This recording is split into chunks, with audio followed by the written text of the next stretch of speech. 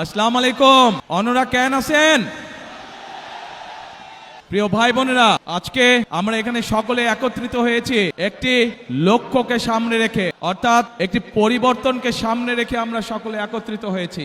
এই সেই চট্টগ্রামের পূর্ণভূমি, যেখান থেকে শহীদ রাষ্ট্রপতি জিয়াউর রহমান 1971 সালের স্বাধীনতার ঘোষণা দিয়েছিলেন। এই সেই চট্টগ্রামের পূর্ণভূমি যেখানে শহীদ রাষ্ট্রপতি জিয়াউর রহমান শহীদ হয়েছিলেন। প্রিয় ভাই বোনেরা, এই সেই চট্টগ্রামের পূর্ণভূমি যেখান থেকে দেশনেত্রী খালেদা জিয়াকে দেশনেত্রী উপাধি দেওয়া হয়েছিল। যে মানুষগুলো আগামী দিনে এই এলাকার মানুষের উন্নয়নের রাজনীতির সূচনা করবে, সেই মানুষগুলোর সাথে আপনাদেরকে আমি পরিচয় করিয়ে দিচ্ছি।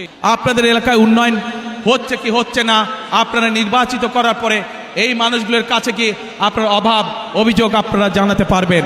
এদেরকে যদি নির্বাচিত করেন আপনারা, তাহলে এরা আপনাদের কাছে জবাবদিহি করতে দায়বদ্ধ থাকবে।